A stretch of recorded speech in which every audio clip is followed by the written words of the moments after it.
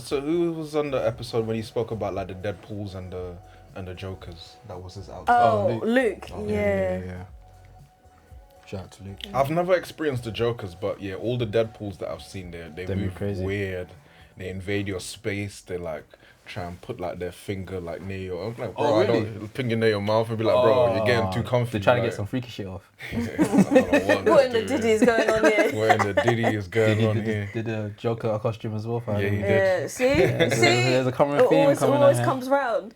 And there was someone crying saying, I just feel like this is just like too generalised, and the language was some, and somehow they were still upset because they said some. I don't Why are you know. getting upset over a fictional character like Deadpool? Like, it's also known that as a comic book character, Deadpool's an asshole.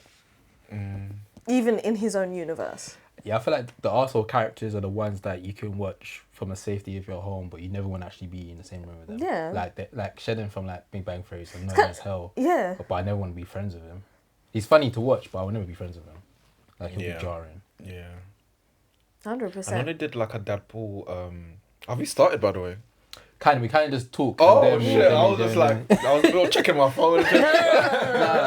we start on the casual. We start on the casual, then we get in. I know there was a Deadpool Batman crossover comic, but I haven't read it though. I went to Forbidden Planet, and I went into I got to have a little flick for the first one. Yeah. So essentially, Deadpool goes into Gotham, and then they kind of team up. I was interested to see like what tone it would be, because usually with those collabs, you either go completely one way or the other. Yeah. So I would assume. Yeah, it'd be it's more only like... 2 comics though. Okay, fair. Yeah. Fair.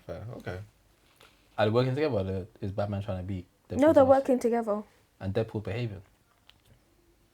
Yeah, I don't know. It's I don't know how, but yeah. Speaking of comics, shout out to Absolute Batman, by the way. You know Absolute that Batman. Yes. That's You a know- great run at the moment. So I made a video on my TikTok about Batman beating up a white supremacist. Oh yeah. Oh, yeah. That's it. Yeah. So this a new comic series? Yeah, it's a new comic series. Well, what's the basis of it? So it's like what has Darkseid done? He has kind of rejigged the whole DC universe, so it's kind of altered everyone's story. So there's like an Absolute Batman, Absolute Superman, okay. Absolute Wonder Woman, but Absolute Batman, he's not a billionaire. He's like a working man, 9 to 5, Oh, shit. but he's still a vigilante. And the characters, even him, he just looks like this big brute. Yeah. The Joker looks like something from a nightmare that you've never seen before. He grew up as friends with like Penguin and Riddler and all these people, so it's just like a different take on the characters. But it's so gritty, it's so fresh, it's so Even good. So like Batman's Superman's gritty as Batman's well. my broke boy. Absolute Superman's how's he dark. fighting crime? What, on the line back? Online, not even back the scooter, bro. You're on the scooter. Get the tube. Batman's like powers like having money as well. So to fund all these stuff. So and he's saying it's good then. It's It's good. It is good. Is this the first of it? Yeah, it's the first. Oh, of so it. after this we're gonna get Superman and then we're gonna get. Well, no, all of them are like ongoing at the moment. Oh, okay. Yeah. But so far Batman's kind of like The further for the standard. rest. Yeah. Yeah. Okay. Sick. Well, on that note, welcome to the Outtake Show. Let's the show go. to give random opinions and reviews within the movie and TV world. This is episode 88. Got a host of the most, Yarman Juniors in the building. We also got another host in the building as well. We've got the silent assassin Mazzavelli in the building as well. Run with me. Hail Mary, run. Na na na na na. Na na na na na na na. But wait. There's more. I wanted to do that. Yes. We do have a guest in the building as well. This is his second time being on the show, actually. True But this stories. time we've got Maz as well. Maz was on the last episode. So it's nice to have the triple factor in it as well for this episode. What can we say about our guest here? I have to say, the most fashionable content creator that I've ever met. Bro! Oh my god, that's how we started. I'm saying it on camera. Anime drip on point. Oh my god. Anime drip God, I on wasn't- point. We're going to talk about it later on, but there's some anime The collabs. creators, that drip, horrible. Oh, Can't dress. I thought we listen and we don't judge. Horribly dressed. Oh wow, I wasn't expecting so when you that. see someone that can, You have Thank to you, praise it. Thank you, thank you. Praise it. But it's more than the most fashionable. Movies, TV, Yeah. Comics. anime, comics. He does it all. Junkets. We're going to talk about junkets, Red aren't we? carpets. Oh, get the... How greedy. How Yes. We got Myles from Agents of Screen in the building. Yes, let's go. Positive affirmations are my love language, so I'm enjoying myself so far. Let's go. So far, we see how it, Yeah, how it whoa, takes a turn. takes a turn. It might rapidly take a turn. But yes, Myles, how you doing? I'm great, man. I'm happy to be here. The studio looks great. I love the aesthetic. The Oh, logo thank you. looks great. Oh, thank you, The thank color you. grading looks A1. thanks, So when you're doing the editing process, just make me look as good as possible. Oh, that's the compliment you're trying to get in. Make sure I look good. Fair enough. But we do have a lot of stuff on the board here to talk about. But we do have one question that we always ask all of our guests. What is your outtake? Speaking of anime, do you know the film Akira? Yeah. Yeah, Akira, yeah. no. I think Akira is mid. Oh, shit. Now And let me clarify my statement because I see some clenched teeth. I see some hands covering mouths. The manga Akira is great. It's incredible. However, the movie is like a very truncated version of that. And I think its legacy, and I do think it's iconic, its legacy is more based on the aesthetic of it as opposed to what the story is. Like the because it's truncated from what the manga is, the story is kind of convoluted. It's kind of confusing. It's kind of like out there, but the aesthetic hasn't been like Neo Japan, like, you know, the motorbike and all of this. But it's not really about that, really. But I don't know if you can... I hear what you're saying. And obviously, I'm not the anime guy, so my information is very, very small. Mm-hmm. But because that film is such a classic, it's hard to say mid when it's like... For a lot of people, probably it's the first, like, It's gateway true. into Entry level, into entry it. point. So when you say mid, it's like, I don't know if you can give it that. I hear it. Because I guess you're basing off that the story and Yeah. what the manga had a Yeah. lot more context and a lot more going Exactly, through. yeah. Which I guess in hindsight you're probably right, but that film's It's always staple. hard though, like doing manga to like film adaptations. It's kind of like watching an anime to live action adaptation. Once you know the actual anime version and then you watch the live adaptation, it's just like, oh, that feels weird. Yeah. That does, something feels off. You guys could probably give me an example. What's a film, like a normal live action film, that you think that people will say like, oh, that's a classic, just to be like, look as accepted amongst their peers? Whatever that Ooh, is, that's a good I question. believe that Akira is that film. Like you have to kind of say Akira is amazing because otherwise people will look at you like, oh. Okay, this is an outtake. One Piece. Oh shit. No, actually, Cowboy Bebop, the live action. Yes. And What are if you gonna it- say next? It's not as good Okay. as the actual anime, and that's hard for me to say Okay. Yeah. because my brother's also in it. Ah. Personal ties. Yeah.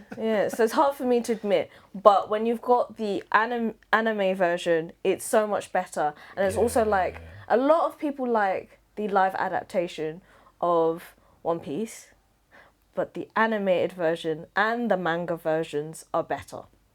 I feel like most people would say that, I guess. Some people, there's a few people that actually really like the live adaptation. I love Cowboy Bebop, by the way. That's one of my top 5 animes of all time. Oh really? Big Slay. Favorites, I'll say. Samurai Champloo is there. Same. But you raise a good author. point though. Is there? Because when you mention like films that people say is classic, but only say it because you kind of have to. I wonder if Titanic's in that list. Ooh. No. Titanic's That good. was the first film I cried out. But is it really good, or is it because you have to say it's good? I haven't seen it in such a long time. If we Because we didn't had to have, see it because we were in school. I think most of us just had that. I don't know how old everyone is, but that when you rolled the TV into classroom and said, okay. Roll the TV into the classroom. It's crazy. But I think, while I don't necessarily agree with the statement I'm about to say, people do say that Interstellar is one of those films that people say like, oh, like Interstellar's this classic, and then other people are like, oh, Interstellar's. I can't it's really like get it's like down with Zack it. Snyder films. But I do really like Interstellar, though, me personally. Yeah, same. No, it's like the Zack Snyder like Batman films. I don't care for them. Yeah, but I feel For Batman, like there's- Batman v Superman. She's talking about all of them.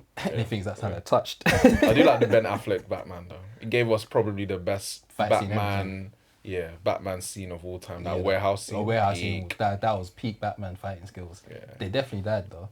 Yeah, they definitely died. Like smash from two floors of wood. For real. Head first, neck Jesus first. Christ. I've never seen someone so wham move so fast. Yeah. Big boy. Deadass. Alright, cool. What was the I was waiting for Matt to do a segue. But we have No. Today I'm gonna also let you do some Oh, segues. I'm good at segues. I'm horrible at segues. What I do is when I realize we're going quiet, I just look at the board. I go, next okay, is But we need next to thing talk we talk about the whole situation of what happened yesterday. For those of you that don't know, I was working, you were working, but where were you working? we were at the Guap Gala 2025. We'll get the points for that. So recently there was a competition for presenters.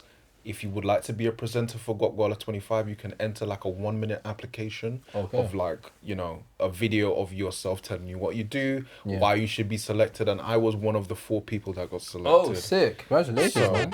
Points for that. Fast forward to yesterday or to last night, that's when the gala was, and I was one of the presenters. I was interviewing some of the winners who won, you know, so it was a great night. Oh, sick, man. What winners Congratulations. did you interview? Oh, so it was a bunch of people. There was like best podcast of the year, 90s babies. 90s They won again? babies, They just be winning, innit? Shit, man. brand of the year, fashion stylist of the year. Let me see how I should bring up the list. I can get it up just But one there's so many second. people though. So, But in general, it was just great to have an occasion that celebrates creativity, black excellence, and seeing so many. Obviously, not just the people who won, but the nominees also. Because even being a presenter, I don't know everyone. I'm not familiar with everyone's work. Yeah. So that's an opportunity for myself to learn more. Yeah. And through that learning, you can see like how far and wide ranging the skills are. You know. Oh, sick, man. It was So good. It was at the National History Museum, a beautiful location looks under the amazing. lights. Especially at night, Yeah, and also like they had a backdrop of stars as well, which was really yeah, nice. that wasn't. You know, That, like actual The lights, stars. it was like Oh, lights, yeah, so it looked yeah. like stars in the night sky. It was and really also nice. they had free Magnum, they had free Had Ray and Magnum. Nephew, Oh, shit. rum punch, pineapple. There was Cavossier as well. Was Oh, all the black drinks. Yeah. They were the sponsors. no Hennessy though. No, they didn't want no one fighting, that's why. let's everyone behave themselves. But yeah, it was a good night. It was a good night. So I look forward to showing you guys the content that comes out following from Guap Gala. But yeah, So you got to speak to Clint, which was the best brands. yeah. Who else was it that you talked to? Fashion Oh, Clint's stylist. the fashion Fashion brand. stylist was. Hold on one second. I also Elshi? Elshi? El Shai, yes.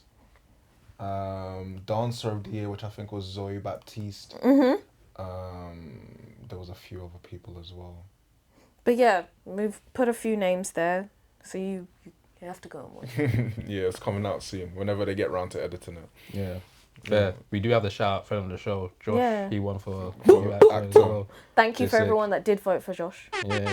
He's having a good year, man. He's got a lot of stuff coming out later this year. And next year, actually. And next year, and No, it's he's next year. This year's done. yeah, but he's done a lot of theatre stuff as well. Oh, yeah, he has been. So, yeah, shout out to Josh, man. We hopefully have him. Actually, I don't know if we'll see him ever again now. No, we will. Oh, No, he will. We will. He said he wants to come on. I literally spoke to him. He did say that. I literally spoke to him yesterday. We will. Fair. Shout out to Josh, man.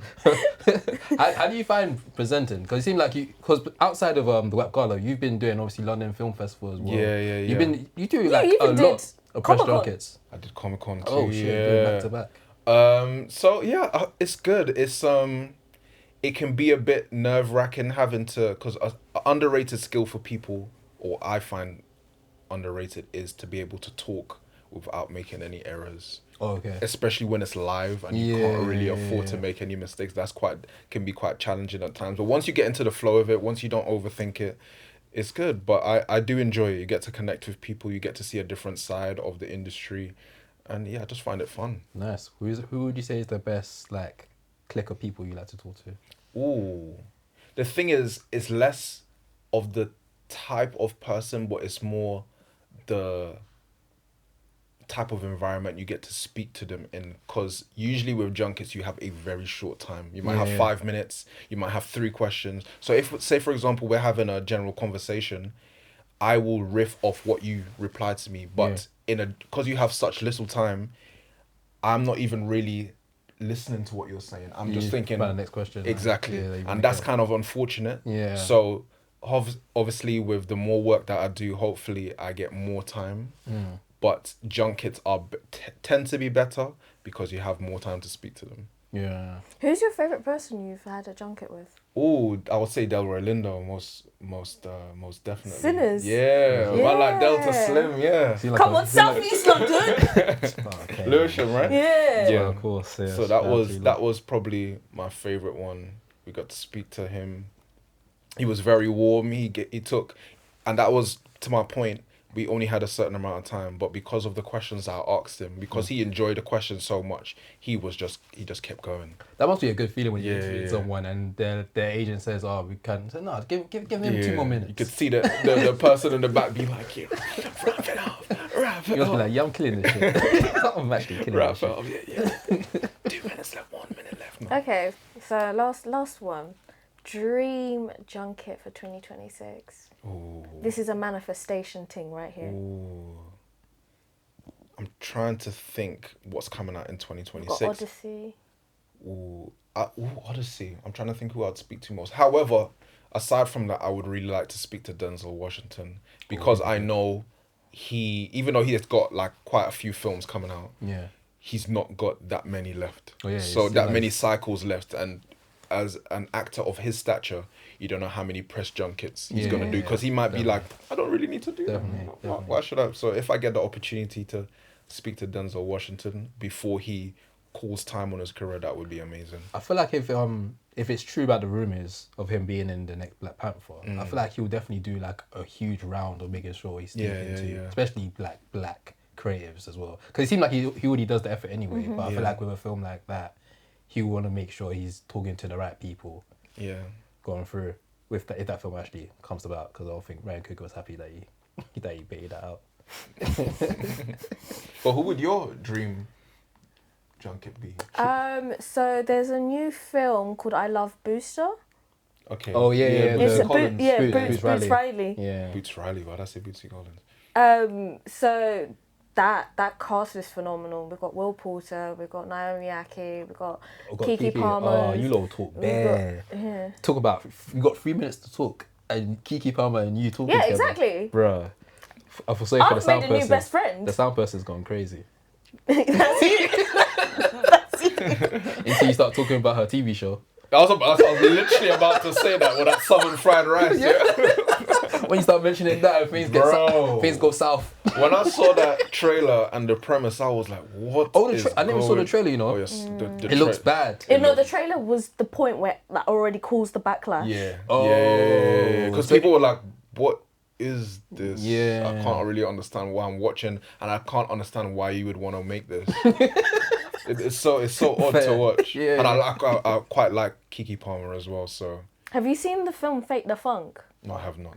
It's got the guy who does Zuko's voice. Oh, from Airbender. Yeah.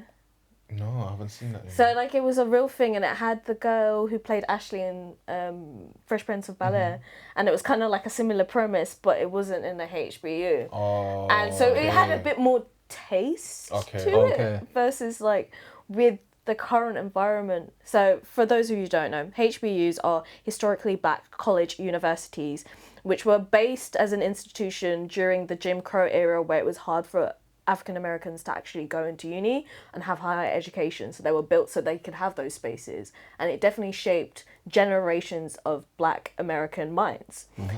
And so currently we're kind of going through the whole like DEI like pullback, and there's less funding for HBUs. So it's a really difficult time for them.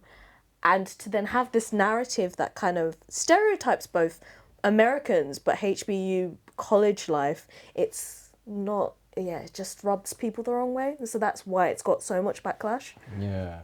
It's weird because it's written by a black woman, right? Mm-hmm. I think she just... No, it is. It seemed like there was a right... the concept could have worked, but you need like really good writing on like a real. Actually, I don't know what I'm saying. Just leave You know, I think there could have been a Watch the trailer and then see what you say. there could have been a way where they done it correctly, but I feel like the tone was so bad. It was not microaggressions; it was macroaggressions. It's also the name as well, like the fried rice thing is just like, oh. It seemed like they were trying to play off of clickbait, rage bait type of thing, of like, let's really play into this. It will bring an audience, but it seemed like the audience are like, we don't like this, but we're not gonna watch it. Sometimes people like don't like it, but gonna give it a watch. This feels like no one's gonna. I wonder if they're gonna pull it back.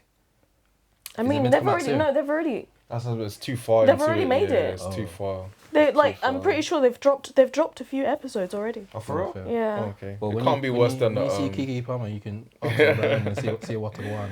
What I go on. No, that was a very ugly turn, and one ugly turn to another. You watched The Ugly Stepsisters? Yeah. Ooh, I like that segue. Ooh, No, she's good at them. She's good at them still. Good stuff here. That's why I leave it to her. Stepsister.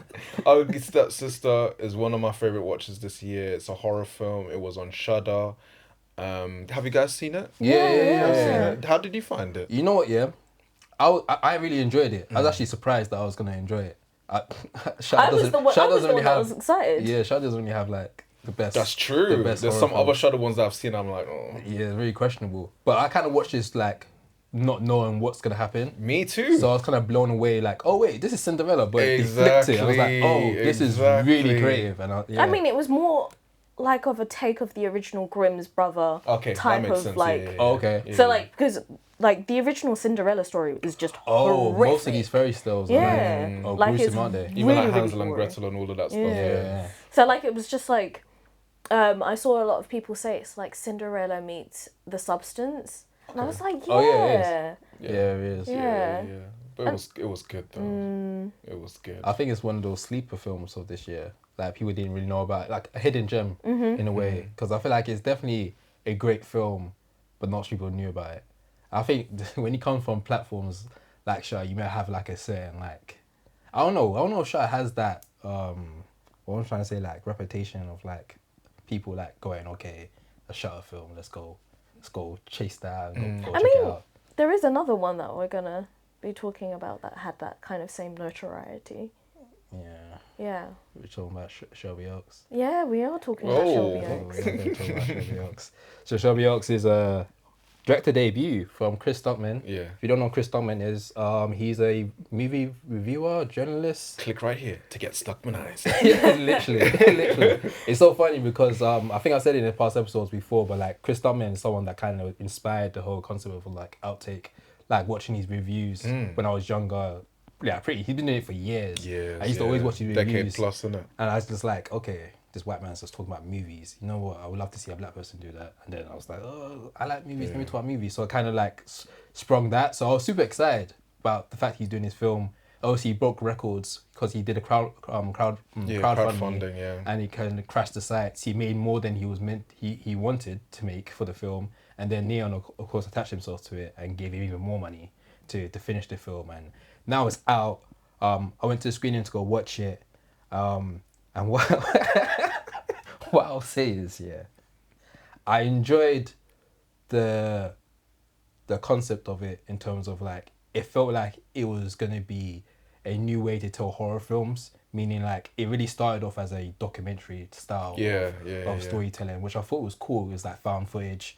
It felt, obviously he comes from a YouTube background. Obviously the main protagonist is kind of like a YouTuber as well. So I thought that was really cool. But from there, the film kind of took a turn for me, which kind of like took me away from it. So I'll say that I'm excited to see what he does next, but I'm not too happy about this film. If anything, I'm kind of slightly disappointed by it. Okay. Have you seen it yet? I haven't, but like, it's probably a good thing that I didn't go to the screening because I actually scream at horror screenings. Like, you know I'm there because you can hear me, type thing. Sorry, but I feel like it's just gonna be one of those ones where I will take my time to get into it. Fair. Because there's just so many good stuff going around, like Bugonia. Yeah. Wait. Whoa, so we're gonna leave. I was gonna say. That was a quick segue, just fly through. Wait. Only stepsister. Shelby, Bugonia, blood clot. Let's say what Myles was to say that But first. like Bugonia, I'm just saying in general. That was a sick segue. That was good though. But, But what did Myles, you what do think you of think about Shelby it? Oaks? But Yeah. Shelby Oaks, kind of similar to what Genius said. You know, I also am someone who watched Chris Stockman, and I still do, to be fair, him and Jeremy Jones. Really? Wait, do you still watch him after he's now like a little bit? Because he has changed the No, way he yes. talks about To your point, movies yes, now. you're fair. I don't really look for his interviews. I don't really look for his reviews anymore because and I understand why. Since he's Yeah, become same. a filmmaker, he doesn't want to necessarily Ruffle feathers? ruffle feathers within the industry and also negatively critique other Yeah. filmmakers' work. So he only speaks about films that he likes. So if you see a review on his page, you know Yeah, that he's he's liked liked the it, film, which is or kinda like- you know. So that's rubbed people the wrong way because people want to know whether a film was good or not, or whether they should go to watch it. So he's kind of changed, Yeah. you know, his. That kind of annoyed me because I actually looked at him as a tastemaker. Yeah, So yeah. like if he liked it, I was like, you know, I'm gonna go to some. Like there was Yeah. times where he gave a good review and I literally went to watch that movie. Literally from watching a YouTube video, I went straight to the cinemas go watch it. So that change made me go, you know what, yeah. And I even- respect what you're doing, but I'm not gonna watch. Yeah, your and video, even so. the films that he does like, he's still speaking about it from the perspective of a filmmaker. So he's being a little bit more lenient. So now it's like, can I really trust your opinion? But then, do you think also, as your experience from someone who speaks from a critical perspective, have you then viewed the way he does reviews a bit different? Yeah, Yeah, yeah. exactly. Yeah. Exactly. That exact same way. So I don't really digest it as much. I can appreciate and understand, but I don't. I don't really. You know, from what I want from my reviews, that's not what I want. But I can understand his perspective. But in terms of the film itself, I'm happy for him that he was able to actualize his vision. Like he was, you know, this is something that's taken so long. He's got crowdfunding. He was able to get what he needed. So it's, regardless of what it does or doesn't do, it's an accomplishment for him. Oh, yeah, And it's amazing to see. As for the film itself, if you take a step back from it, it wasn't a bad film. I can't say that, but it was underwhelming. Were there like elements that you actually enjoyed? Because I think that's one thing I'm trying to do now when I'm watching a film, whether I like it or not, is find an element I enjoyed or an element that I feel like could have been a bit better. I like the first 10 minutes. But in terms of like what story building, I cinematography, think the vibe of it was like The found layout. footage, mockumentary. Yeah, I thought that was really cool. Like I said, I thought that was a new way to tell horror films. And I'm like, I watch a lot of horrors. Like I love horrors, so like for the last couple of years now, it seems like horrors are kind of, obviously horror's been really great this year, but there is like a format of how you tell horrors. So when he was doing it slightly different and added a new element to it, to the found footage telling of horrors like Bear Witch and like Paranormal Activities, like doing a mockumentary felt like, okay, this is kind of cool. When the film, that only happens for 10 minutes and then it's like some slow motion like break montages thing and that stuff, happens, right? yeah. And then the film does become like a normal horror. Then I was like, I'm not sure about this because he's not good at writing still. Oh. And that's another thing about directors. This is my outtake, yeah. Directors, yeah. You don't have to write your films. You don't have to write and direct. I don't know if people that was gassed by certain directors like James Gunn or like, I think just Christopher Nolan writes his films. He wrote some Sometimes, of them. yeah. Thomas He wrote Anderson some- as or well. his brother in as well, innit? But like, not all directors need to do that. I feel like Chris Stockman could have did, you know what, I have the vision of what I want to do, let me give it to a good writer. And I think that this film had horrible writing. The protagonist I didn't really care about. She had a whatless husband that just didn't give a damn about what's happening to her. Yeah, that was weird. Yeah, it's like that's not even like how a normal human will behave to your partner that you're meant to be with. It was nuts. And that was kind of one of the things is that if you're a new director or you're someone that digests film as much as someone like Chris Stockman, it kind of baffled me why he would do like a more generic version of horrors and not try to do anything like new. Yeah, that's true. Because, you know, if you critique writing of a film and then you write something that's It's like... caca, yeah. it's like, That's very true as what's well. going on? That puts a lot of spotlight on him as someone that has critiqued films heavily in the past, but now you're a filmmaker and now your film's not like it's not you're not really backing what you've been saying in Do the you past. think because he got See, the actually. funding, he like rushed himself into like just making sure that the film was actually made instead of there giving time? was childish relations going through. Obviously, the strikes affected him quite heavily. I think this is his first time dealing with a film like this, like with this type of budget. I don't think from watching his videos, I don't even know if he's used to even working in a team in that type of scale. Like you're a director now, like you call the shots compared to being like a YouTuber where he just puts up a tripod and just films himself talking to camera. Like he's used to doing that element. I feel like for him to be another element where it's like he has to actually direct and like command certain stuff, I think he probably had a lot on his hands, which I give him a little bit of grace. I'm just saying that okay, the next one you do, you need to know, learn from your mistakes and come correct. And I'm not gonna watch any of your reviews because that's not needed for me. I was gonna ask whether the general consensus of the film was good or not. I'm sure the initial reviews I saw were positive, but looking at like the reviews, I can see like it's 55% on Rotten Tomatoes. I guess not.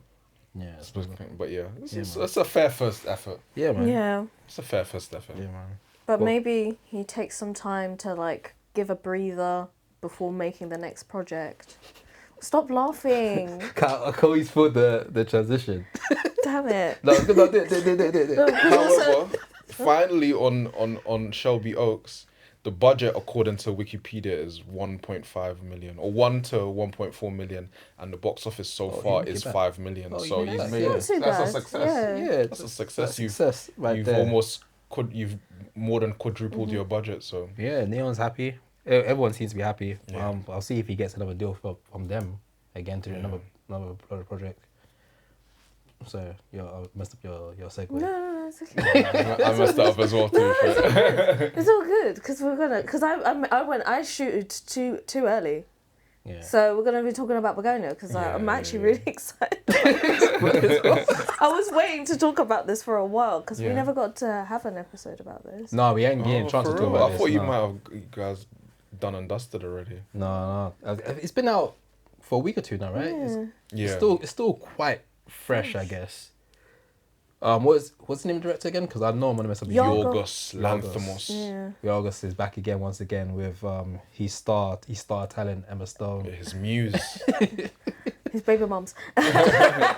Remember the post when she was pregnant saying, "Are you sure it's not the director?" Damn. That's crazy. Imagine you see that as a husband. Yeah, Gone and Jesse crazy. Plemons again. He really likes to use the same circle of actors, which we've also seen in his previous bodies He's of work. found the Americans that he Yeah. loves. That he he wants can to stick stand. with. Yeah, he can get some weird stuff with. What would you say the premise of this film is? It's almost like a critical think on like echo chambers online, and masculinity and how people see that, like red pill masculinity and how they see that, how it impacts people's minds in echo chambers, and like the environmental impact, because it's a lot of themes in one. Yeah. So it's just kind of like two guys essentially kidnap a CEO, Yeah. A high value woman. a CEO for a pharmaceutical company, and it's kind of like, well, you're doing so much damage to the world, this is what I have to do. And they're on the premise that this person may be an alien. Yeah. That's come They're to convinced. destroy the world. We've all seen the film, innit? Myles, what did you take from the film? I think I do need to see it again. Yeah. My first reaction is that I really enjoyed it. And also I was kind of like so overwhelmed by how different a film it was. It's Yeah. not a film that you can, I guess it's his style, but it's not a film that you typically see in a cinema or that you experience that often. But it was just like a crescendo of so many different things, and it was like, oh my god, what you kind of, aside from the movie, you think like, what is going on in Yorgos's mind for him to create this story, even like the set design, especially for like the end bit. I was thinking like, how do you cook this up? Yeah. And just this choice of story to tell, the turns that it takes, the surprises, even the choice of his actors. I don't remember the name of the brother Jesse Plemons' brother in the Let me see if I movie. can bring it up. But even like he He did just it. kept referring to him as cousin, isn't it? I can't remember his name. But like, Ooh, yeah, go what's on. the name? But You were yeah, saying. it was just. I think I'm still in the mind frame of working out what was in Yorgos's mind Exactly. before I could even think Character's name about is Tom. critiquing the movie. But I did enjoy. It to me. It was more of an experience than a movie. Yeah. But And I enjoyed the experience. I have Yeah. to ask this. Have you seen some of Yargos's other films? I've seen the majority of them, but I have not seen Kind of Kindness. Yeah, you don't have to. Oh, You don't have to. oh, You can do without that. not that one. You can do without that one still. Not that one. Because after I watched, so where was it? I watched Poor Things, which is, I think we will see Poor Things. I really enjoyed Poor Things. Then Kind of Kindness came out. I went to watch that. I was quite disappointed with that. I guess my summary of that film was it was just too much stories happening. It was basically like Black Mirror in a weird way of Black Mirror the film, but like it's like 5 or 4 different stories, and none of them really stay with you. So it's like kind of wasting my time watching this. So I was kind of like skeptical about this new film, but it has the star people in it. It has Emma Stone, it has Jesse Plemons. So I'm like, okay, let me give it a watch. And I thought this was like a great way of like redeeming yourself for whatever stuff you did back there. So I really enjoyed it, and I actually watched it twice. And on the second watch, the first watch I really enjoyed it. Second one I enjoyed it, and I realized, okay, this is a film that I actually like. Like I actually like it. Yeah, I think the ending. Wait, I don't mind if you have anything to add. I want to talk about the ending. No, I want to hear what you have to say. Because currently right now there's mixed reviews or mixed opinions on the ending, as obviously we're going to do spoiler alert, it ends with revealing that Emma Stone is in fact an alien.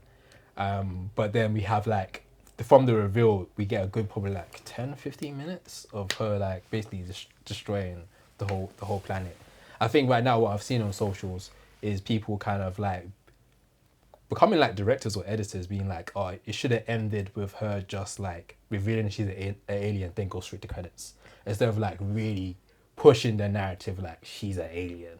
Also, it was like pushing, it was really highlighting she was the Empress. Because he was like, oh, sorry, I didn't know you were the Empress. But then when you see that, you're like, she's the Empress. She's top dog. You know what I mean? Top dog. Yeah. So were you guys both satisfied for how it ended? I liked how it ended. I would have, if it ended with just credits, I would have wanted to know a little bit more. And I know there's a skill in like leaving people wanting, not revealing all the details, but I liked how it ended. Yeah, same. And to your point, or to my point in terms of like wanting to see it again, when the thing gets revealed that she isn't an alien, in your head you're kind of rewinding all the moments that Jesse Plemons was like, oh, he was convinced. Yeah. And he was like, oh yeah. And even earlier in the film where he was like, oh, I didn't realize you were like the one of the royalty. You're thinking, what's this guy on? Like, what's he talking about? That's when you But said then at the end, it get revealed that he was actually right. So then you go back and thinking, okay, what else was he right I don't about? know. I was a bit stupid. Halfway through when he started saying stuff, I was like, you know what? It's making sense, you know. Oh yeah. It's making sense, you know. And then when it came out, she was an alien. I was like, I knew it. Because it keeps you guessing throughout the film. It does. Well, for me anyway. Yeah, I first could be a watch. dummy. It's like a whodunit. Yeah, you're trying to figure out, is she not? I was like, she better be an alien. Is she playing along to try and get in his good graces so that he releases her, or like is he just overwhelmed by the trauma and like misfortune that his life has become? So he's like projecting that onto the situation, and then like it's kind of a slow burn. It is a slow burn, not kind of. And then it just like there's a certain moment like when his brother like took his own life, that completely caught me off guard. I was like, oh my god. That's when the film shifts gears. Yeah. That's where the film shifts gears, and it just goes on a crescendo after that. I'll say the moment I realized that she was an alien is like the third act, when she took the calculator out of that box. I was like, who puts a calculator inside like a lock box? Like, that's weird. And she memorized the whole thing as well. But even in that part, is she just like making up numbers here? Like she was like, But press this, that. You go into the thing first. Yeah. So what do you guys think would have happened if she went into the she went into the closet I first. think he shagged himself. Yeah, he was I think actually gonna go. I feel like Oh, he was yeah? gonna go. If it wasn't for that explosion with his bomb, if he didn't have the bomb vest, I think he would have went in. Because if he went in first, maybe she would have ran and got help, and police would have came and did a thing. But she already entered the code. I feel like she was willing to like press it. I think she because it was ultimately it was a test of humanity. That's how I'm seeing it. It was a test of humanity. Like, are humans worth keeping alive? Because it was yes, kind of of the course. thing where she was Oh, like, yes. we've tried to help you, but you keep Yeah. destroying yourselves. So like this was a test to see if he was going to do it. And like the brother already did it where he'd hurt himself because of the chemical castration, and he was causing him depression. And so this was like the last test. And he failed. Yeah. The way how I saw it initially was that if she went into the closet first, she would have just left and just not come back, and he would have just been there and got arrested. Yeah. But when he went into the closet, I thought she might have inputted something. There was like some type of contingency for this situation that if she does get caught and someone goes there first, she'll press a code and then make they it get off. explode. Yeah. And then she will go in. But yeah. But yeah, good film, man. Good film. Yeah. Good I want film. to see it again. Yeah. Good film to go on a break on from as well. Yeah, like it's a phenomenal film, and I feel like the visuals are so Yargos. Yeah. In a way, it's like it's always just like eerie but so beautiful, so you can't stop looking at them. Yeah. Like even that last like montage where you just see like all the humans are dead, but like nature's still surviving. Yeah. That was a long sequence. Like he really stayed committed to that. Let's go to all these different locations. And the fact that this film is so like creative and so beautiful, but also like somewhat on a low budget in terms of like blockbusters. Like I think this is under 100. I think it's around the 70 or 50 mil type of budget. Now, it is kind of flopping the box office right now. Also, I was about to ask. I was wondering like how general audiences will take to it, because it's not really a general audience film. Yeah. So it's flopping Yeah, right it's now. not doing too well. Damn. I think. How do his films typically perform? I'd be interested to know. I know Poor Things probably did pretty well. I think Kind of Kindness didn't do. Let me actually see. But do you what the also box office think did. it's like because the theme is just so different and so out there versus Poor Things, which is already a book, people were kind of skittish about going towards it? Potentially, and I feel like Poor Things gets to its point a little bit quicker. So it might be a little bit easier to digest. Because like I get what you mean when it's like a bit of a slow burn, because that we got that again with Dogtooth. Like that was a really slow burn, and then suddenly out of nowhere you were like, hold on one second, what the heck is this? This is weird. His film don't seem like he makes much money. Like Kind of Kindness, which was his last film prior to this one, had a budget of 15 million. Box office worldwide, it made 16 million. Damn. But I was like kind of COVID-y times, so I'll kind of give it. And also it's during just post SAG. Yeah. Poor Things budget is 35 million, and in box office, I want to say it probably made money. Let me just see on here. On here it's saying 117 million. Okay, that's pretty decent. But he works with very small budgets, so I guess like these bigger ups will be like willing to, let's give the dog a bone. Calling my dog is crazy. Feed that little creative. Feed him. Take this, yogs. Here's some scraps. But yeah, like I feel like it's quite an interesting time in terms of like seeing art house films being taken on by such large distributors. Yeah, definitely. Yeah. Cause what people are saying One Battle of Another is like a art house film that essentially shouldn't have got made, but got made because of the connections they have with, of course, the director. Obviously, have a big star like Leonardo DiCaprio. So, and then there's countless others that we're getting, like even like, what's his name again? After the Hunt, like those type of films where it's very artsy, but they're getting decent budgets to make it work. But I don't know how long that's gonna carry on, because essentially these films, even like One Battle After Another, like they're not Losing financially money, making yeah. money. So will we see a shift where like in the next year or two, like art house films probably getting less love because financially they're not doing well? I think it's more just because again we got earlier on this year Warner Bros being like, we're gonna lean into more original stories. We're seeing it works. Yeah. I think it's more not that it's art house based films, but like audience behavioral patterns have changed. People don't necessarily go to the cinema immediately. Yeah. Some people just wait for streaming. Yeah. So it might be a case of, okay, we've seen that it's done this numbers at box office. Let's see what it's like once it's hit digital as well. Yeah. I saw a clip of Quentin Tarantino doing one of his rants where he's just talking about like cinema right now is getting like a real like cinema. A movie will come out for 2 weeks and then bam, straight on streaming sites. So like, is there any point of putting a movie in the cinema if you're gonna give it like 2 years? Not 2 years, sorry, 2 weeks. Like we have like Frankenstein that came out limited release in cinema, then straight into Netflix. We're seeing like recurring like even like what was it? There was a film. I think it was a blockbuster film. I can't remember the name of it, but it literally came out in cinema. Then 2 weeks later, it went straight onto streaming sites. I think it's a mixture of like if a film's doing well in box office, then they might keep it on a little bit longer. But for the most part, it's like straight to wherever streaming site they can possibly find. So it's gonna be quite interesting to see how things go in the next year or two. But I know one thing that's not but staying in the cinema right now that ain't going nowhere is a bunch of different anime films. Yeah, they're staying. I tried. That was another. that was a good one. That was a good one. I was trying to find sets.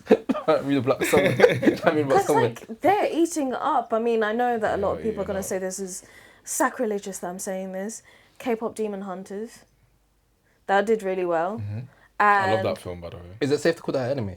It's not though. That's What why. would you call it? Would you just call it animation? It's animation. I mean, It's not technically it is because animated, Western culture Yeah. making of it, right? So, but like that did Making so peace. well. And then you've got was it Demon Hunters? Demon Slayers. Demon Slayer, sorry. Demon Slayers. That's cool, that innit? was crazy. And like the world building. Sorry, I had to take off my glasses and 700 that. million plus, I think, at this point. Is it? Yeah. You know, bruv. Who was on it? Who was on here? Someone was on here, and I was like, I'm gonna start. I started watching Demon Slayer, so I caught up to it. I'm like, okay, boom, I need to watch this in the cinema. Every time I'm trying to go watch this film, something happens in my life that says, Junior, you can't go. Go work. Huh? I haven't seen this film yet. Now I'm at this weird position where it's like, It's the still screening in is cinema, by out the now. way. Yeah, but the screening now is like 9 a.m. on a Wednesday. Like, I'm gonna make sure I watch it in cinema because I do want to watch it in the cinema. I wish that Could watch it today, actually. It's in Greenwich. I'm working right after this. I wish other chains other than Cineworld showed anime films because I think that's the one thing that makes it a bit difficult because Chainsaw Man is currently out at the Yes, moment. That's doing numbers as well. Yeah. doing numbers as And then well. we've also got like JJK coming out soon. Yeah. What are we thinking, boss? In terms of the box office. But with JJK, I don't think it will do as well, only because it's not a movie. It's basically a recap of the last season plus 2 episodes of the upcoming season. So it's kind of like Demon Slayer. Oh. Well, the current Demon Slayer, Infinity Castle. No, the previous one. Oh, exactly like that. So yeah, so Yeah, like you're basically doing a movie to cover up a season. Yes. Mm-hmm. Yeah. And then show a preview of what's coming next. Because And I don't really like that. Infinity Train was essentially an arc, but it was made into movie form.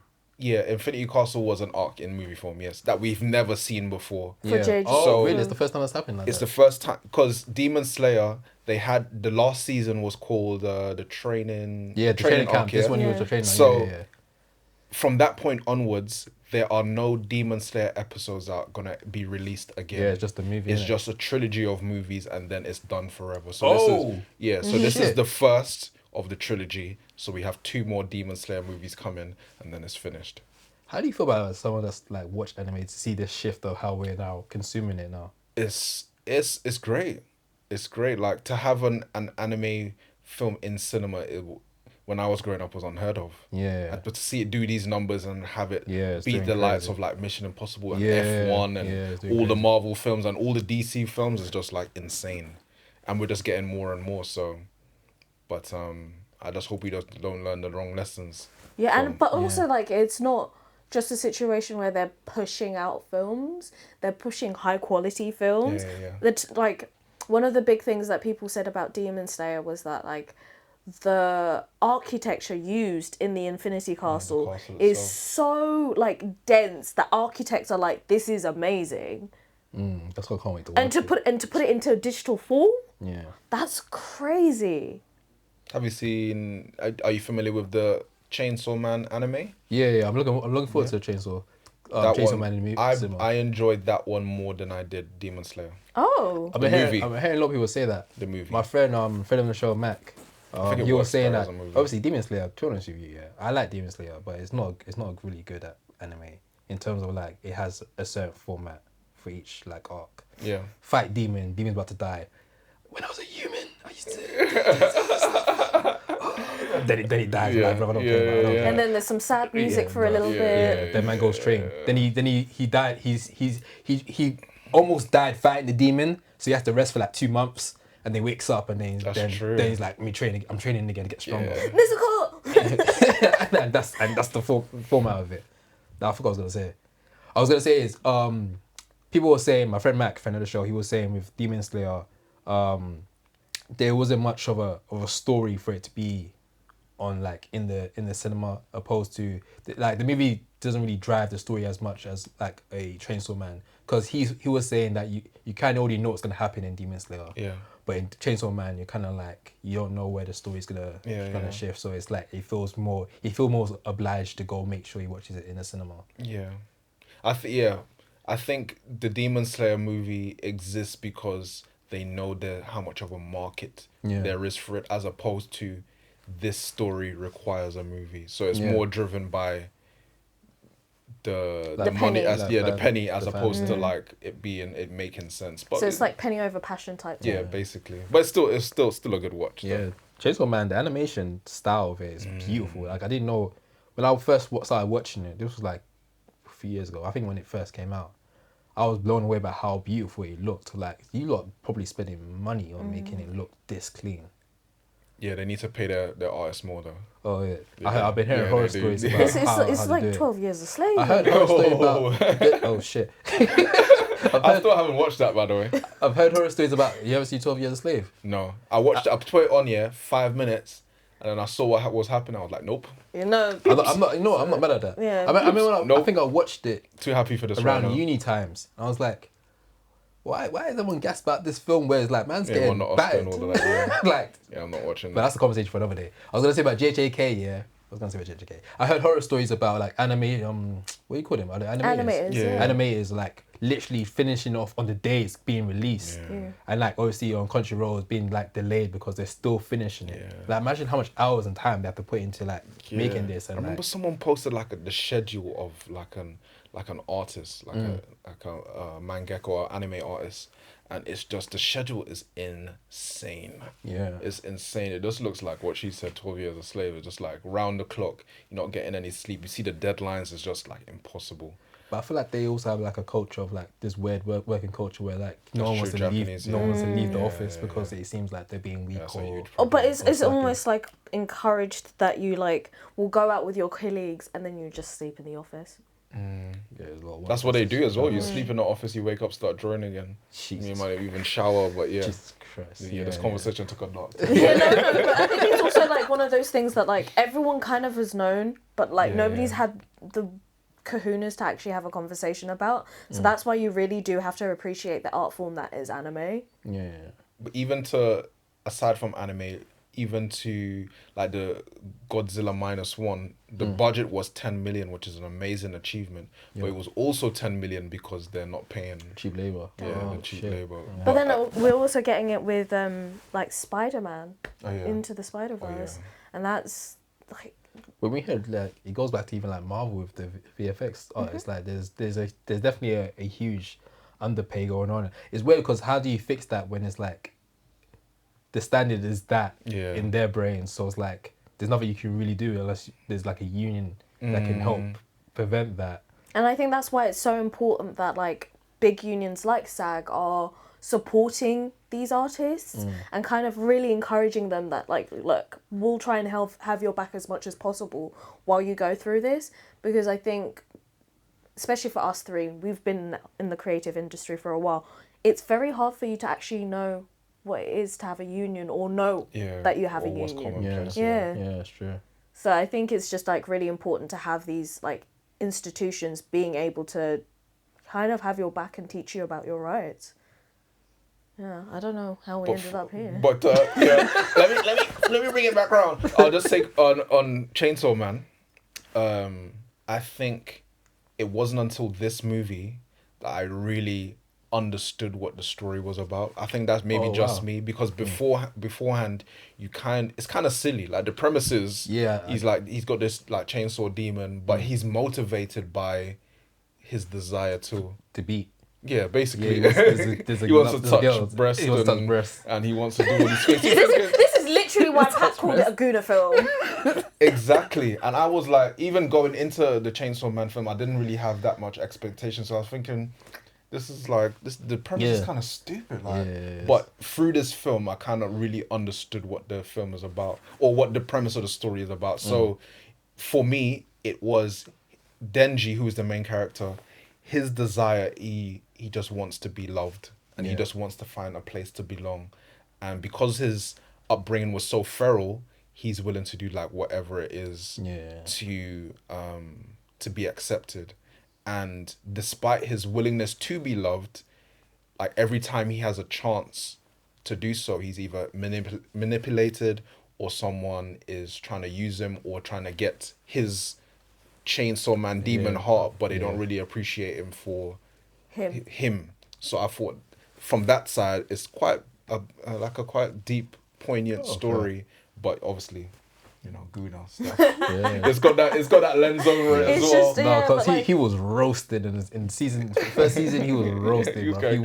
He wanted to touch, bro. He wanted to touch. What did Josh say in the last episode? Take a touch. Take a touch. Relax, brother. You need to relax, man. But are we excited for JJK, the film?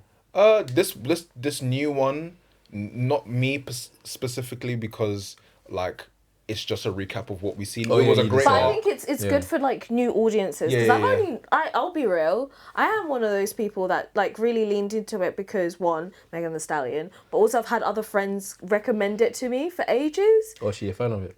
Yeah, she cosplayed. Big JJK. Oh, that's what she cosplayed. Yeah. Oh, fair. Shout out to Megan Thee Stallion. But she's done loads of different stuff like Black Clover as well. But the arc that they're recapping is a good arc. There should be an arc. She should be an incident arc.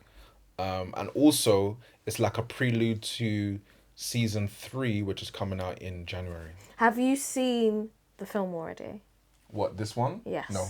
I was gonna ask if it's based off of the comics. Do you feel like JJK lives to the manga? I haven't read the manga. Damn. But despite not reading the manga, the ending's already been kind of spoiled for me, or a key death has been spoiled for me. I'm not gonna say anything. It's not my guy. But damn, it's my guy. But a very popular R&B singer weirdly spoiled it for me. Oh. Like he posted something and the caption was like da da da da da, and I was like, hold on, wait, what? Oh, what R&B singer is it? I can't. Because you might Google it and then and then suddenly you might see him do the cosplay, and then you might think, oh shit. So yeah. Now I'm avoiding any cosplay that can sing. Let me hear you sing first. Let me make sure and then check something out. But yeah.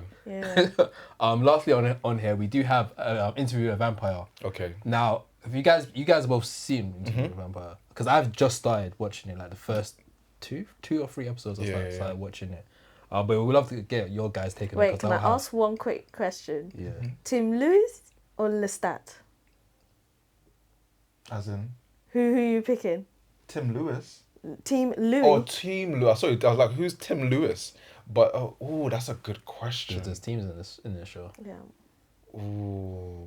I'm gonna say this now. I'm gonna say Lestat. No, sorry. I'm gonna say Louis Pondulac. Yes, because I'm gonna say this now. Louis Pondulac. Me and Shakina have been saying this for a while. Lestat is trash. He is trash. He's been trash. He's a bum. He's the guy that your friends say, why are you going back to him? He's a horrible person. I swear he goes back to him. He's a horrible person. He's got this hold over him. This. It's that X that just never goes away. It's like the vampire bond. It's X that put you in the game. It's literally it's Ellen and Nosferatu. I'll put you in the game. Put you in the game, bro. You belong to But me. yeah, Louis Pond a lot. But what a show though! What a show! I admittedly jumped on it quite late. Because originally it was on like AMC, and at least in the UK, it's not that widely available to access. Yeah. So recently it came on Netflix. Yeah, that's why I started watching it. And it's on the BBC as well. Oh, for real? I didn't Yeah. even know that. I've gone there as well. So when it came over, I was able to like watch, and I was blown away. Not by only the show itself, but like by the acting, the production, even the main actor. What's his name again? He was in Game of Thrones, Anderson, wasn't something Anderson. Yeah, he was also in He was Sandman. He was also in Sandman. He was also in Game of Thrones as Grey Worm. Jacob Anderson. Jacob Addison. Jacob Anderson, and like all of their performances are so good. And Jacob Anderson specifically, he's like playing 3 different characters. Not necessarily 3. He's playing the same character, but his accent work, for example. So he is playing Louis in like 1910 when he's still living in New Orleans. So he has like a thick New Orleans like Cajun Creole. accent. Yeah. That's what But I'm dealing then with right now. simultaneously you're seeing him in 2025, let's say, in present day, and he has an accent of someone who's lived for centuries or hundreds of years. Yeah.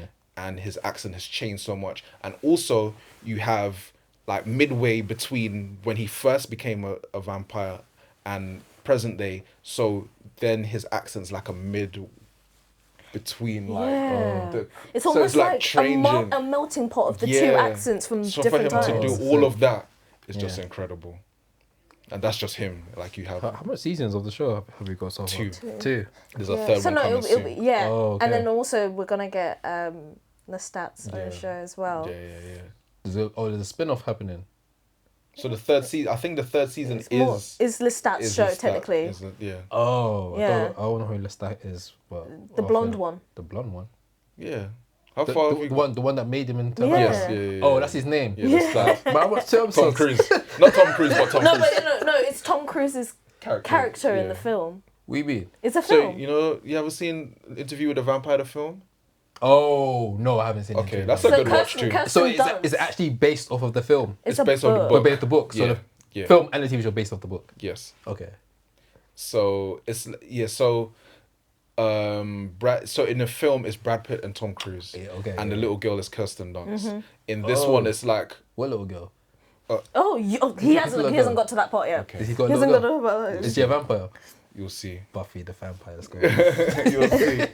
But yeah, like Interview with a Vampire is just like a very interesting 1,000-year relationship. Very toxic. I think it changed this show specifically changed my perspective on vampires, how I view them, like within the lore of like creatures and stuff.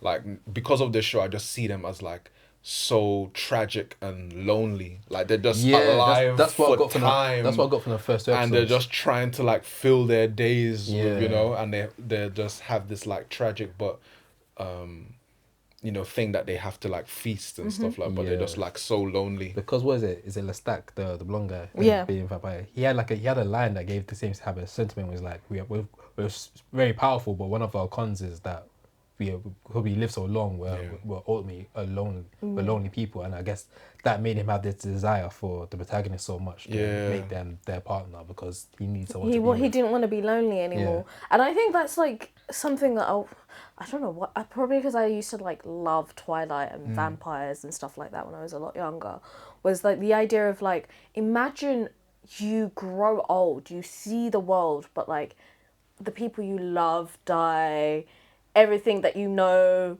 is completely changing, and you're just living. That sounds... And you can't really experience hell. it because you're just alive at nighttime.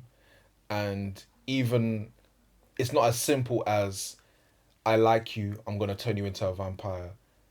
It's like for example, I like Maz, I want her to be with me, and then I bite Maz, but she doesn't take to the dark gift and she just dies. yeah. You know, because you can try to give it to someone, but their body doesn't like take to To it. reject it, yeah. So you could just be going through life being the only vampire that's around, but you're just there by yourself. Yeah. And it's just like so lonely. So yeah, I think this show kind of cemented that idea into my head in terms of like the tragic nature of vampires. Yeah, I'm looking forward to Yeah, it's a great show. to the Man. rest And of then the also season. like it's a really interesting thing because even though it's an AMC show, we're getting the forerunners be like amazing British talent. Yeah. So like you've got Sam Reed and then you've got Jacob Anderson and then within the new season as well we've got a few more people who are of like really strong British acting talent. So I don't want to spoil it too much, not yet anyway. But I'm really excited about it, and especially because in the third season we get to see Lestat basically become Harry Styles. But that's also like the Aaliyah film. You remember the Aaliyah film? Oh yeah. Lestat's in that, right? Yes. Or there's a Lestat movie. I think I'm I getting think blurred. I think there's a crossover between the character. I think. But in that movie or in that frame, he is like in the present day and he's like a rock star or whatever. So it'll be interesting to see like the comparison. Yeah. Fair. Well, Lestat. a vampire. If you're a vampire. But speaking of on Netflix, vampires, this is my segue now. I'm gonna segue into like shit. an outtake. Something that irks me, and I'm gonna sound like an old Yeah. man shouting at the clouds. Get sound effects ready. It irks me how Americans celebrate Halloween. And they just you pressing a button, I can't even hear. I'm just here. I was like, what sound is it making? We won't know until the edit comes out. They do these really obscure things. Like you only know who it is if you do like a side by side picture from this angle, and it's like just. That's gay Halloween, though. I'm like, what is this? There are some like memes or like side characters from something else. Yeah, that they from like, this one episode. I hate gay Halloween. What do you mean? bro, that's what I've been What do you saying. mean the one that made me laugh the most was I hate Black Halloween. What do you mean you're Ryan Coogler in the IMAX? And that was actually used in Abbott Elementary. Yeah, that's hilarious. That was hilarious. But Americans love They Halloween. love Halloween. It's such a big thing, isn't it? They give you like 3 different outfits, 3 different Halloween outfits in the same thing. Yeah, it's Yeah. One per weekend or one per day in the weekend. crazy. You don't mess with Halloween then. Huh? You don't mess with Halloween. It's okay. I'll take it or leave it. Don't knock on my door during Halloween. It's not not getting no opening, my friend. Unless you want like bread. If you want like the bread back, I'll give you the bread back. Bread? But no sweets. That's though. at the back In of the this bread. you know. economy, that's nice. It's like Oliver Twist. No water, you Please, know. sir. Or some Can I have porridge some or something. more? You getting no sweets, bro. I'm sorry. Wait, you do cosplay, right? Yeah, I do cosplay, yeah. But you ain't mess with no Halloween. The thing is, yeah, the cosplay, the Halloween it's cool. It's cool.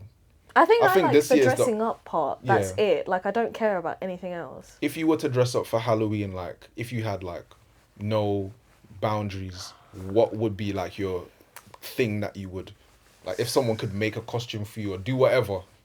What would you wanna? I want to be like Static Shock or something. Okay, that'd be a good one. Yeah. That'd be a good one. You see you levitating like around the get, city. Get a bin bag, one of those trash bin. bag? No, he used a trash bin. Remember, he used a trash Oh bin yeah, to yeah, levitate. yeah, Well, get one of those. yeah. What about you? Okay, so I've got 2, and I can't pick, but it'd either be Starfire Okay. or because this is the only cosplay I want to do, That's but gonna it's be just it. so Gonna be expensive, and you already know which one it is, Junior. It's just so expensive the costume I want, but it would be Storm. Okay. Okay. Any specific version? She's or- choosing the baddie up. Stop. Slow. I was literally Miss Incredible. Are you surprised? That's Are you surprised? there's a list. There's a pattern emerging here. Starfire is very interesting because I don't see much people dress up as Starfire. Yeah, word. Yeah, it's because Starfire is hard, man. Yeah. To an extent. To an extent, it's hard. I think I would You're do. gonna make it right. I think I would do Prince. Prince. Ooh. Yeah, Prince. With the earring With the and earrings, the guitar. With the guitar, but Man's I think Prince. I'd do the. Man's 6 foot being Prince. I know the complete opposite of Prince. He's like 5'1". I'll do like the Dave Chappelle Prince though. Like Oh, that'd you be know when he had hilarious. like the pancakes Yeah. or like the basketball. You know, basketball, right? Yeah. Start dunking on it. Start dunking and floating. The multiverses of Prince. The multiverses of Prince. Made that the title. Yeah, That's the I'm not multiverse. Prince. I'm Prince from the Dave Chappelle skit. Yeah, Dave Chappelle, I can fly and That would be levitate. good, man. Oh, speaking of Prince, before you wrap up, we should talk about Michael Jackson. Oh, So the word. trailer for that I has like that finally, I don't know how it came out, but the trailer has obviously dropped. I guess it's a teaser trailer. Teaser trailer, yeah. What are you guys' thoughts on it? You know what? Like, you know how sometimes they make biopic and it feels like weird because like has it had approval with the family and all of this stuff? Is it just a cash grab from studios? Yeah. Like knowing that his family has been involved throughout, I'm actually really excited I'm for this. excited for it Yeah. too. I'm really really excited for this. The thing is, I don't really have any expectation of it in terms of like critiquing it from a film standpoint. Like Michael Jackson's the greatest. Like I'm just going there just to like It's gonna be experience. the experience, listen to the music, see the journey. You're gonna see the moonwalk. You're gonna see all the it's gonna be like playing all the greatest hits. Yeah. I'm just there for a good time. It's And gonna it's be, also like it'll be nice to hear it from how the family saw Michael rather than Yeah, how word. everyone else has seen him. Yeah, Do you think they get show us the real, Well, it's into 2 parts now, so like with his dad when he was younger? oh. that really you realizing?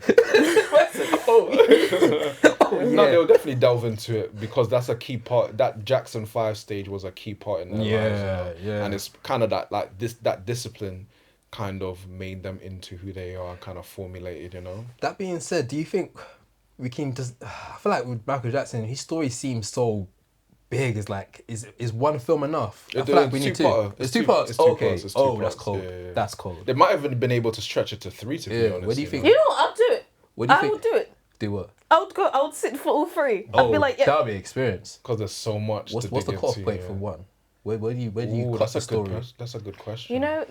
You know. From the teaser, it seems like they get quite far. To be Yeah, fair, maybe it's good to go to thriller. I think even past that. I think past that. past I Thriller. think so. From the trailer, he started turning light skin already. Yeah. So He did.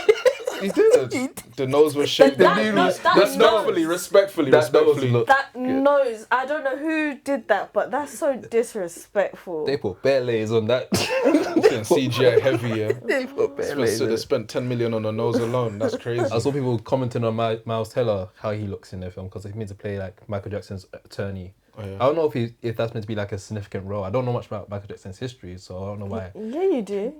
Do I? The cases. Oh, that's why the attorney's there for. Oh shit! I forgot about that. Forgot about that. Oh. Yeah. But yeah, with the nose thing, I guess I need to see more of it. Because I know it was his biggest insecurity for sure. Yeah, exactly. So I think Yeah. it's a key part in the story, isn't it? Yeah. But like, yeah, so I think it, based off of the fact that it's his biggest insecurity and it is more from Michael's perspective, maybe they've done it that way because that's how he saw himself. Yeah. I heard some people have been saying that his nose was actually like it was a big nose. Yeah, it was, it for was, sure. It for was, sure. it was just definitely Afrocentric features, Yeah. but it wasn't enormous. It wasn't enormous. It wasn't like some Gonzo or anything like that. You know? Gonzo. It's a deep cut right there. That's a deep cut. Muppets and Sesame Street. Gonzo, you know. I say Gonzo. But fair, I guess we're all looking forward to it. Like I think I'm kind of similar with Myles. Like it's gonna be experience. Yeah, it's gonna Whether be the film's good or not, we're gonna rock out to all the But music. already, like from the trailer alone, like the voice, Yeah, the voice. Sounds really good. that's him. Yeah. That nephew So I saw Black someone Strong. do like a side by side for certain moments in the trailer versus the real life stuff, and it looks like Bang on. Yeah, it looks bang on. It looks bang on. But even like another biopic that came out recently, the Bob Marley one, even though it wasn't the best film, I did enjoy just like the moments of it and Yeah. like seeing like the creation of the hits and Yeah, you know, I think a lot of these biopics are like just celebrations of the artist. Except for and even in the Bob Marley one, when the credits were rolling, people were like singing like leaving the That's cinema. beautiful.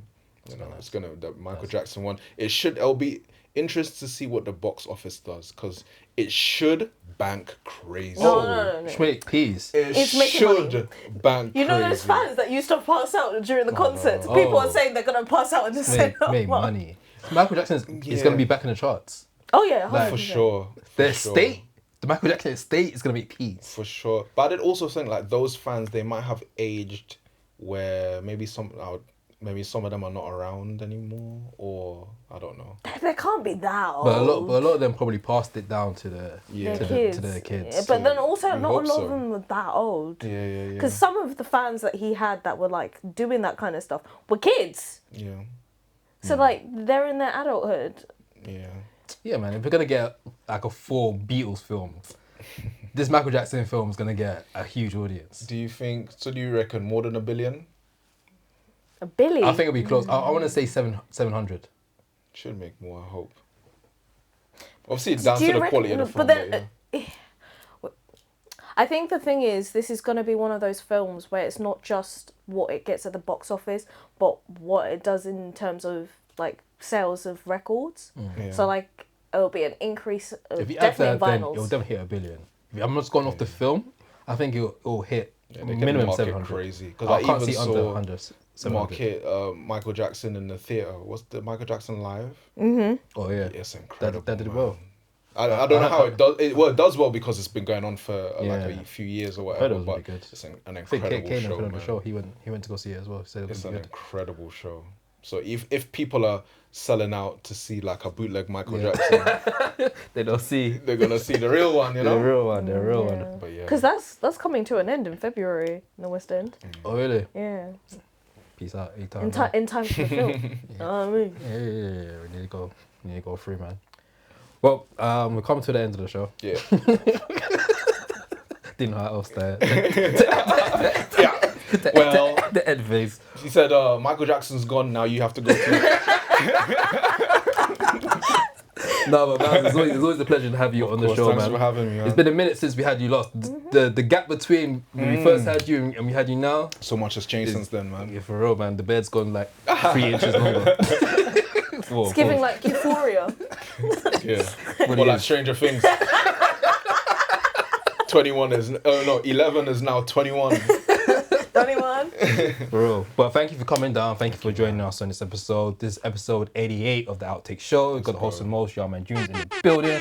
We also got the silent assassin as well, Myles. And we also got Myles, so I'm the agents of screens. Until next time, guys. Peace. Bye.